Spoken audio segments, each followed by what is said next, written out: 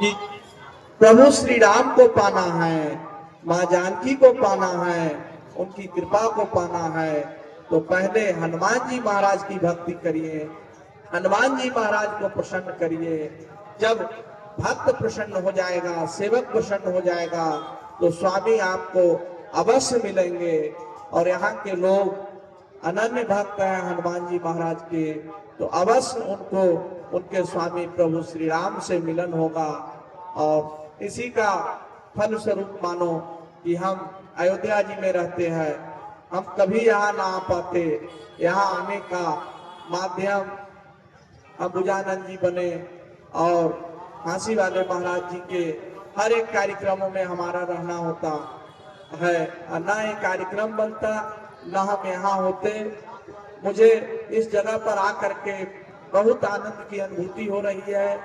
इस जंगलों के बीच में किसी संत की तपस्या रही होगी, जिसका फल स्वरूप यहाँ ये भीड़ देखने को मिल रहा है। आज किसके पास समय है मंदिर में जाने का, मस्तक पे तिलक लगाने का, प्रसाद चढ़ाने का, दर्शन करने का? किसी के पास समय नहीं है। कहीं न कहीं इस समय को निकालने के लिए जिसने प्रयत्न किया होगा, उसका बहुत बड़ा योगदान रहा होगा, बहुत तपस्या रही होगी। यहाँ पे बालाजी महाराज में उतनी शक्ति आई, ये मंदिर दिव्य बना, यहाँ के लोगों की आस्था मंगलवार के दिन बढ़ी, ये बहुत प्रशंसनीय विषय है। तो हनुमान जी महाराज क्या पूछते हैं कि हे प्रभु, जीवन में विपत्ति कब आती है? तो कहते हैं जब हनुमत विपत्ति प्रभु सोई, जब तब सुमिरा भजन न होई। तब हनुमंत विपत्ति प्रभु सोई, जब तब सुमिरा भजन न होई। हे हनुमंत, हे हनुमान, इस जीवन में जब प्रभु का सुमिरन, प्रभु का भजन, प्रभु का ध्यान, प्रभु का चिंतन छूट जाता है, तब मनुष्य के ऊपर अपार विपत्तियां का पहाड़ गिरने लगता है। अनेक जगह से विपत्तियां, नेगेटिव शक्तियां उनके ऊपर सवार होने लगती है, क्योंकि उनके जीवन से सकारात्मकता, भक्ति, विश्वास, श्रद्धा कमजोर होने लगता है। इसीलिए कहते हैं कि जब हनुमंत विपत्ति प्रभु सोई, जब तब सुमिरन भजन न होई। यदि आपके जीवन में सुमिरन है, भजन है, भक्ति है, भगवान के ऊपर अथाह विश्वास है, अटूट श्रद्धा है कि हे प्रभु, मैं आपका हूँ, आप मेरे हो। भगवान कहते हैं कि एक बार अपने जीवन में शरणागति को स्वीकार लो, शरणागत हो जाओ, कह दो हे प्रभु, मैं आपका हूँ, आप मेरे हो। मात्र इतना संकल्प लेने मात्र से आपके सारे काम हो जाएंगे, आपके सारे दुखों का वहन भगवान श्री राम, प्रभु श्री हनुमान जी करेंगे। परंतु मानव मात्र को इतना अहंकार है कि हमसे बड़ा कोई सक्षम नहीं है, हमसे बड़ा कोई धनवान नहीं है, हमसे बड़ा कोई न बने, हमसे बड़ा किसी का घर न बने। ये अहंकार ही उनको खा जाता है, क्योंकि प्रभु का भोजन ही अहंकार है। इसलिए कहा गया है, कर भला तो हो भला, कर बुरा तो हो बुरा। आप भला करोगे तो भला होगा, बुरा करोगे तो बुरा होगा। क्योंकि ये भारत की भूमि है, जहाँ पे भगवान ने साक्षात अवतार लेकर के मानव मात्र को यह सिखाया कि कैसे जीना चाहिए। यह प्रभु श्री राम से सीखना चाहिए। भाई भाई में कैसी श्रद्धा है, पिता की बात कैसे मानते हैं, माताओं के बात कैसे हितकर मानते हैं। माँ कैकेयी के कहने के बाद भी माँ कैकेयी कहती है, हे राम, तुम्हारे पिता ने मुझे 2 वरदान दिया था। एक वरदान में मैंने अब तुम्हारे भाई भरत के लिए राज मांगा है, और दूसरे वचन में तुम्हारे लिए वनवास मांगा है, और तुम्हारे पिता ने सहज स्वीकार किया। वो प्रभु श्री राम उन वचनों का कोई विरोध नहीं करते, उन वचनों को झूठा नहीं ठहराते। माँ ने कहा है इसलिए बात सच होगी, और इस बात को मान करके सहज स्वीकारते हैं कि हमारा भाई राजा बने। इससे बड़ा इस रघुकुल का, रघुवंश का और श्री राम का क्या सौभाग्य होगा। आज कलयुग में ऐसे 1-2% ही भाई होंगे जो अपने भाई के बढ़ते हुए खुशी को देख करके प्रसन्न हो, अपने माता के दिए गए आज्ञा को मान करके प्रसन्न हो, मन ही मन गदगद हो। भगवान श्री राम माँ के कई के द्वारा बताए गए वचन को सुनकर प्रसन्न होते हैं कि मेरे पिताजी ने मुझे 14 वर्ष राज्य के भ्रमण के लिए, राज्य के वन गमन के लिए, वनों के यात्राओं के लिए समय दिया है। ये मेरे लिए बहुत सौभाग्य की बात है, बहुत सौभाग्य की बात है। आज मेरा भाग्य उदय हुआ है कि मैं अपने राज्य, अपने देश, अपने प्रदेश, अपने राष्ट्र के जंगलों, वनों, अनेक स्थलों का भ्रमण करूंगा, वहां से अपने राज्य के बारे में अनुभव करूंगा।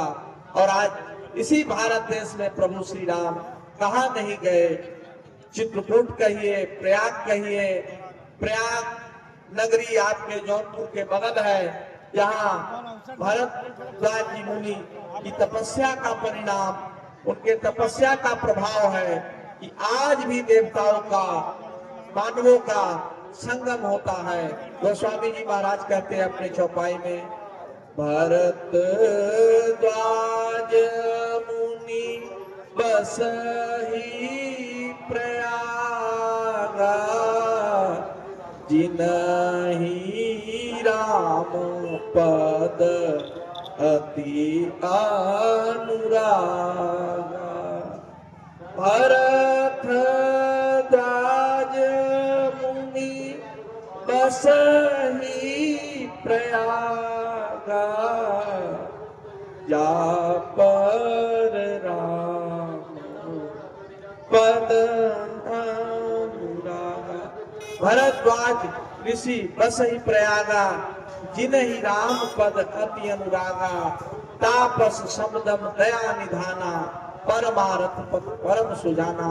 महर्षि भरद्वाज जी इस प्रयागराज की भूमि पर विराजमान होकर के प्रभु श्री राम के भक्ति में ऐसे अनुरक्त होते हैं, ऐसे लीन होते हैं कि वहां संतों का समागम। भरद्वाज मुनि बसहि प्रयागा, ये प्रयाग का जो वास, प्रयाग में जो आने का जो उद्देश्य है, ये भरद्वाज जी की देन है, जिनको तिनहि राम पद अति अनुरागा। भगवान श्री राम के चरणया निधाना, परमारथ पद परम सुजाना। श्री भरद्वाज जी महाराज परमारथ के परम पद के परम पथिक है। उनकी कृपा से, उनके तपस्या के फल स्वरूप आज इस प्रयागराज में भी समागम होता है। और आपने कभी विचार किया कि हमारे सत्य सनातन धर्म और सत्य सनातन की भूमि भारत में ही परमात्मा ने अवतार लिया, तो चाहे ऋषि के रूप में हो, भगवान के रूप में हो, तो कितनी सौभाग्यशाली देश है। हम सब संतों के, हम सब ऋषियों के संतान हैं, ऋषियों के पुत्र हैं। ये बात हमें स्वीकार करके गर्व महसूस करना चाहिए। जिस दिन हम इस भाव को स्वीकारेंगे, उस दिन से हमारा कल्याण होगा।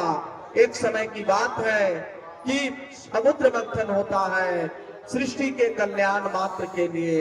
समुद्र मंथन में एक तरफ से देवता मंथन कर रहे हैं, एक तरफ से असुर मंथन कर रहे हैं। उस समुद्र मंथन से विष भी निकलता है, लक्ष्मी भी निकलती है, उस समुद्र मंथन से अमृत भी निकलता है, पर विष की चिंता किसी को नहीं है। इस विष की चिंता जगत के कल्याण, जगत के लिए, हमेशा जगत की रक्षा के लिए तत्पर रहने वाले भूत भगवान भोलेनाथ को होती है। और वो भोलेनाथ राष्ट्र देश के कल्याण के लिए उस विष को सहज स्वीकार करते हैं। मेरे भाइयों बहनों, जहाँ देश का कल्याण हो, राष्ट्र का कल्याण हो, किसी गांव का कल्याण हो, वहां विष को स्वीकार करना चाहिए। किसी एक मनुष्य के विष स्वीकारने मात्र से यदि देश का कल्याण हो जाता है, राष्ट्र का कल्याण हो जाता है, किसी पूजा स्थल का कल्याण हो जाता है, तो इसमें हमारा कोई हानि नहीं है। भगवान भूत भावन भोलेनाथ क्यों पूजे जाते हैं? क्योंकि हमेशा उनका दरबार भक्तों के लिए खुला है। हमेशा देश, राष्ट्र, विश्व के संकटों को ग्रहण करने के लिए तैयार है। इसीलिए भोलेनाथ महाराज पूजनीय है। भगवान जब अमृत प्रकट हो जाता है तो अमृत के लिए देवता भी, दानव भी, असुर भी सब लड़ाई करते हैं कि हमें अमृत चाहिए। परंतु अमृत तो उसी को मिलेगा जो अमृत का प्राप्त पात्र होगा। अमृत को पाने का जो पात्र होगा उसी को अमृत मिलता है। उसी प्रकार ईश्वर की शक्ति, ईश्वर की ऊर्जा, ईश्वर की कृपा सबको नहीं मिलता है, क्योंकि इसमें ईश्वरीय गुण है। जो ईश्वर को मानेगा, ईश्वर के पथ पे चलेगा, परमात्मा के दिखाए हुए राहों पे चलेगा, उनके सिद्धांत को मानेगा, परमात्मा उन्हीं को शक्ति देते हैं, उन्हीं को भक्ति देते हैं, उन्हीं को सामर्थ्य देते हैं। और अमृत का बंटवारा होता है, सभी देवताओं को अमृत मिलता है। उसी क्रम में दानव भी अमृत को पा जाता है, परंतु उसको भगवान खदेड़ करके उसके दो भाग कर देते हैं। परंतु अमृत का इतना प्रभाव है, आप इससे समझ सकते हैं कि अमृत पीने के बाद भी, राक्षस का वध होने के बाद भी वो जीवित है। और आज वो हमारे लाखों करोड़ों वर्ष बीत गए समुद्र मंथन के, आज भी वो हमारे जीवन में ग्रह बन करके नकारात्मक शक्तियों को मजबूत करके हमारे जीवन को बिगाड़ देता है, हमारे परिवार को बिगाड़ देता है। तो सोच लो, सुपात्र को ही शक्ति देनी चाहिए, सुपात्र को ही आशीर्वाद देना चाहिए।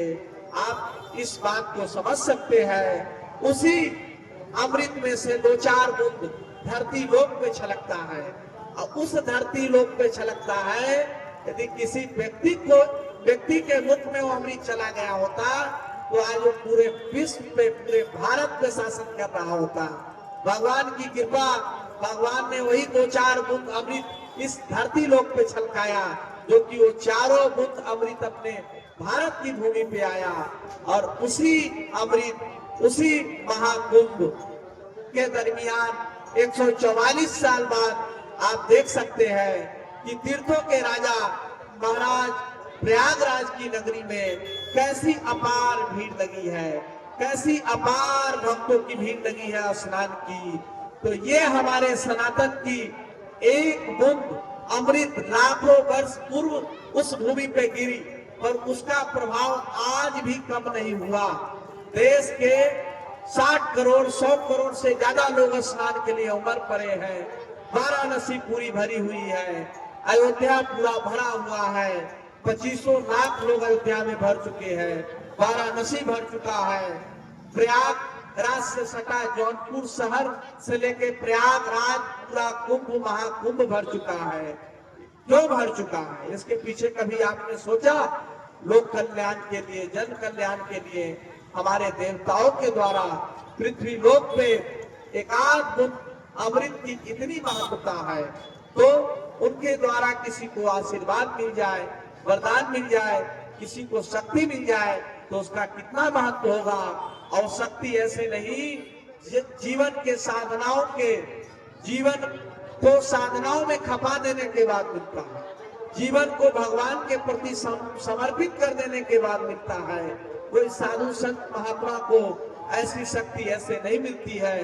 हम अंबुजानंद जी से सुन रहे थे कि अमोशी धाम का पौराणिक महत्व है। यहाँ पर एक संत महाराज रहा करते थे, साधना किया करते थे। उनके फलस्वरूप ही इस मंदिर का विराट रूप, भव्य रूप बना उनके समय काल में ही। और उस समय से हजारों लाखों भक्तों का आना जाना यहाँ पे शुरू हुआ। आज भी हो सकता है आना जाना पहले से थोड़ा कम हुआ हो, थोड़ा ज्यादा हुआ हो, वो माने नहीं रखता है। परंतु वो संत की, वो ऋषि की ऐसी साधना रही कि उनके न रहने के बाद भी आज भक्त इस धाम में आ रहे हैं, इस धाम में अपना मन लगा रहे हैं। ये कितनी सौभाग्य की बात है। हम अपने दिल से, अपने मन से, अपने वाणी से उन संत के चरणों में, उन ऋषि के चरणों में, जिन्होंने यहाँ साधना करके भक्ति का वातावरण जंगल में मंगल किया, ऐसे संत को हम बार बार नमन करते हैं, कोटि कोटि प्रणाम करते हैं। जहां भी हो वहां से वो हमें देख रहे होंगे और आज प्रसन्न हो रहे होंगे कि हमारे तपोस्थली पे, साधना स्थली पे कहां कहां से संत आ रहे हैं। कोई हरियाणा से आ रहे हैं, कोई अयोध्या से आ रहे हैं, कोई वाराणसी से आ रहे हैं, कोई दिल्ली से आ रहे हैं, अनेक जगह से आ रहे हैं। तो संतों की तपस्या का प्रभाव ही है कि जहां पे एक से एक साधारण से व्यक्ति से लेकर के असाधारण मनुष्य तक आ सकता है, वो संत के तपोबल का परिणाम है। इसलिए भगवान शिव और भगवान नारायण जब इस सृष्टि की रचना करते हैं तो तपबल के प्रभाव से इस सृष्टि की संरचना होती है। तो हम ज्यादा कुछ समय न लेते हुए हम आपसे यही कहेंगे कि आपको जो भी इष्ट हो, जो भी गुरु हो, उनके ऊपर आप अपनी अटूट श्रद्धा रखें, अपनी आस्था रखें। एक न एक दिन आपको फल मिलेगा।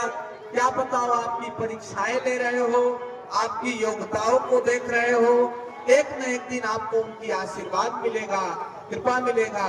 हम चाहेंगे कि बालाजी धाम के महाराज जी कुछ आप लोगों को अपनी तपस्या से, इनकी आज्ञा है कि अंबुजानंद जी महाराज आप लोगों को कुछ अपने मुखारविंद से, इनकी जन्मभूमि भी ये है, इनके क्षेत्र के भी आप हैं, तो हम चाहेंगे कि अपने क्षेत्रीय भाषा में जन कल्याण की कुछ बातें कहे। ये बहुत अच्छे कथा व्यास भी है, हमने सुना इनकी कथाएं संस्कार चैनल पे, आस्था चैनलों पे आया करता है। बहुत पहुंचे संत है, कौन संत नहीं, कौन महामंडलेश्वर नहीं, इनको जानता है। हम यहाँ आकर बहुत गदगद महसूस करते हैं कि इस जंगल में हम लोगों को बुलाने का, तमाम लोगों को बुलाने का सोच रखने वाला भी कोई यहाँ का अंबुजानंद महाराज है, जो सबको कहता है कि ये मेरे जौनपुर शहर में, मेरे गांव में, अमोसी में एक बालाजी महाराज का दिव्य मंदिर है। बताइए, संत हो जाने के बाद कितना इस जंगल को अच्छा महसूस हो रहा होगा। इस जंगल के प्रति, इस आश्रम के प्रति दूर दूर तक चर्चाओं में बना है ये आश्रम। किसके माध्यम से बना है? संत के माध्यम से बना है, क्योंकि संत आश्रम के प्रति, भगवान के संपत्ति के प्रति, उनके विरासत के प्रति समर्पित होते हैं। तो संत जहां भी जाएंगे भगवान की चर्चा करेंगे, उनके गुणों का गुणगान करेंगे, उनके वैभवों का बखान करेंगे। और अंबुजानंद जी का एक क्षेत्रीय मंदिर है, इनकी जन्मभूमि पे ऐसा मंदिर है। ये इनका सौभाग्य है कि इस जन्मभूमि पे ऐसे दिव्य संतों ने आकर के साधना किया है। और वर्तमान समय में ऐसा कोई संत महात्मा यहाँ पे दिखते नहीं है। जौनपुर में हम श्री बालक दास जी महाराज है, जो देवराहा बाबा के शिष्य है, उनके आश्रम पे भी हम 1-2 वर्ष पूर्व आए थे। जो आश्रम बहुत रमणीक, बहुत दिव्य बना है, जंगल में मंगल है, बहुत बड़ा किला सा बना है, जहाँ पे गाय है, गौशाला है, बहुत बड़ा आश्रम, बहुत बड़े बड़े द्वार बने हैं, उनकी जन्मभूमि है। वहाँ पे कल्याण के लिए लाखों लोग आते हैं। वैसा ही दूसरा ये आश्रम यहाँ पे देखने को मिल रहा है। यहाँ मंगलवार के मंगलवार अनेक भक्त आते हैं। यदि ईश्वर के प्रति समर्पित होकर के, आस्थावान होकर के हनुमान जी महाराज से कुछ मांगेंगे, जो हनुमान जी की सेवा में पुजारी है, उनकी सेवा करेंगे, उनको प्रसन्न रखेंगे, तो हनुमान जी महाराज जरूर आशीर्वाद देंगे। यदि यहाँ के पुजारी, यहाँ के सेवादार यदि भक्तों से प्रसन्न नहीं होंगे तो लाख मंदिरों का दर्शन करिए, आशीर्वाद मिलने वाला नहीं है। क्योंकि जब तक भगवान का सेवक प्रसन्न नहीं होगा, भक्त प्रसन्न नहीं होगा, तब तक आपको आशीर्वाद मिल नहीं सकता है। क्योंकि भगवान ने अपना सेवा, अपने आशीर्वाद का अधिकार उस पुजारी, उस संत, उस ब्राह्मण या भक्त को दिया है। इसलिए आप प्रयास करें कि जितनी आस्था भगवान के प्रति हो उतनी ही आस्था आपकी पुजारी के प्रति हो, आचार्य के प्रति हो। और अंबुजानंद जी महाराज का ये जन्मभूमि है, किसी के प्रति हो न हो, इनके प्रति आप लोगों की आस्था हो। हम चाहेंगे कि यज्ञ 11,000 हनुमान चालीसा का पाठ भी यहाँ चल रहा था, आज उसका भी समापन है। और अंबुजानंद जी महाराज अपने शैली में सबको आशीर्वाद दे। जय सिया राम। आप सभी के लिए बहुत बहुत मंगल कामना, आशीर्वाद प्रभु श्री राम लला से, श्री सरयू महारानी से हम आप सभी के लिए मंगल कामना करते हैं कि आप सबके लिए हमेशा मंगलमय हो। जय सिया। बोले सिया।